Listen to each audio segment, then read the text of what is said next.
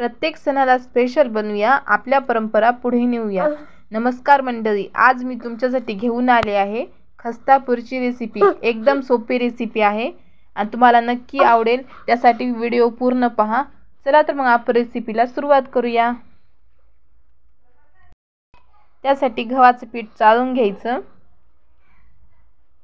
त्या पिठामध्ये ओवा टाकायचा, त्यामुळे आपल्या पुरीला खूप छान सुगंध येतो, टेस्ट येते। त्यानंतर चवीनुसार मीठ टाकायचं।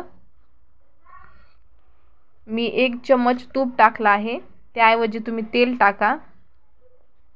यामुळे कसं खुसखुशीतपणा येतो आणि आपल्या पुऱ्या एकदम क्रिस्पी बनतात।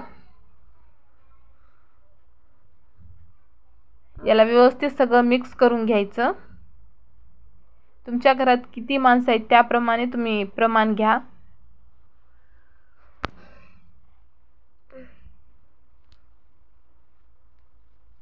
मी एकासाठीच करत आहे, त्यासाठी मी थोडंसं पीठ घेतलं आहे। तुम्ही तुमच्या आकारानुसार पीठ घ्यायचं, साईजनुसार। त्यानंतर ते व्यवस्थित चुरून घेतल्यानंतर आता आपण लाटायला घेऊया। पूर्ण एक चपाती पण तुम्ही लाटून छोटी छोटी करू शकता, पण मी नाही, छोटी छोटीच उंडे भरत आहे। व्यवस्थित लाटून घ्यायचं।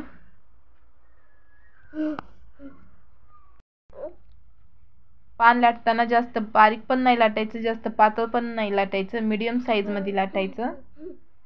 अशा प्रकारे तेल गरम करायला ठेवलं आहे, त्यानंतर आपण तळायला घेऊया।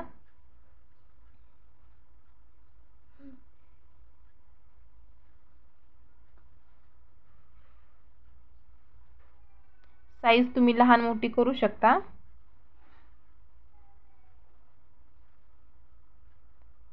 हे पहा, अशा प्रकारे एकदम खुसखुशीत आणि एकदम मऊ होतात।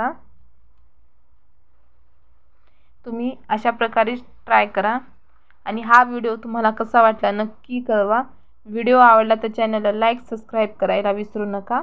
अशाच नवनवीन व्हिडिओ पाहण्यासाठी चॅनलला सबस्क्राईब करा।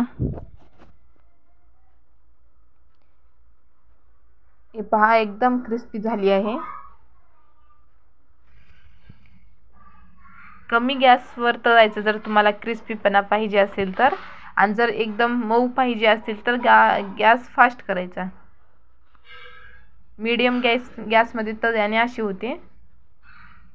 तुम्हाला जशी आवडते त्या प्रकारे तुम्ही गॅस कमी जास्तपणा करू शकता। आणि पहा, याला तेल बिलकुल चिटकल नाही। खा प्या, एन्जॉय करा।